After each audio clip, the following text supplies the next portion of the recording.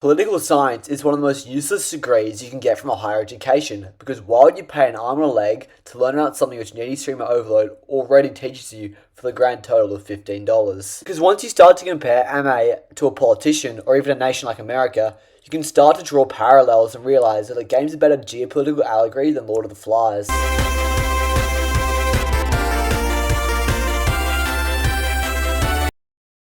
MA or K-Angel, whatever you want to call her, is obsessed with a constant expansion and growth in capital gains like followers and subscribers. I reckon she's got a lot in common with the British Empire, and the fact that they both shared similar fates can teach us a very important geopolitical lesson. Due to the rapid colonial expansion of the British Empire, the empire started to depend heavily on its colonies. Just like how when MA becomes K-Angel, her rapid growth causes her to heavily rely on her fans, and this ends up causing her eventual downfall in heaps of the endings, which teaches us about how not all growth is good growth, and if a nation tries to expand too quickly, they'll end up failing.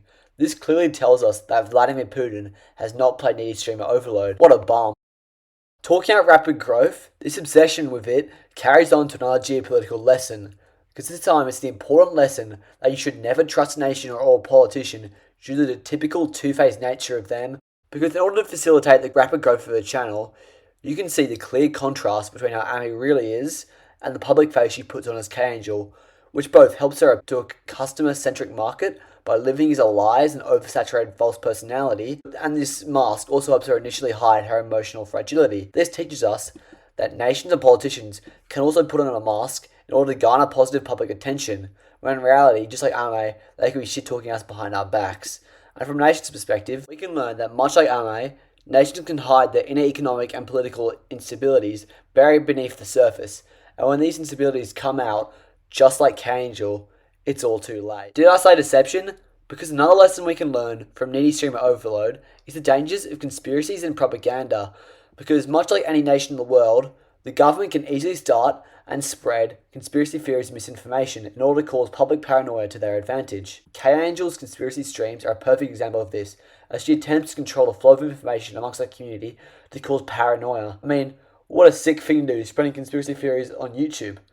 Who could do such a thing like that? Now, I know this is going to be a bit controversial, but I feel like K-Angel, to an extent, resembles the negatives of Donald Trump's behaviour. To me, it always feels like Trump's trying to one-up every single thing he does, throwing rationalism out the window and substituting it with extremism, as that garners the media's attention. And of course, any publicity is good publicity. This is exactly the same thing which K-Angel does, whether it be sexualizing herself, having mental breakdowns on stream, or even killing herself when I don't text her back. Because no matter what she's done, she's always got to one-up herself in the scale of attention seeking. Seeming as how I've already gotten pretty political, I might as well just keep going. Sorry to my Republican viewers, because on the topic of Trump, he's pretty much cucked Canada, just like one of my favourite endings in Needy Streamer Overload, the cucked ending, showing us how in geopolitics, and in politics itself, despite a plethora of factors that might prove otherwise, there can always be unexpected shifts in the power dynamics of a nation. But yeah, in conclusion, Needy Streamer Overload teaches us a lot of key political lessons, like the dangers of colonial expansion, the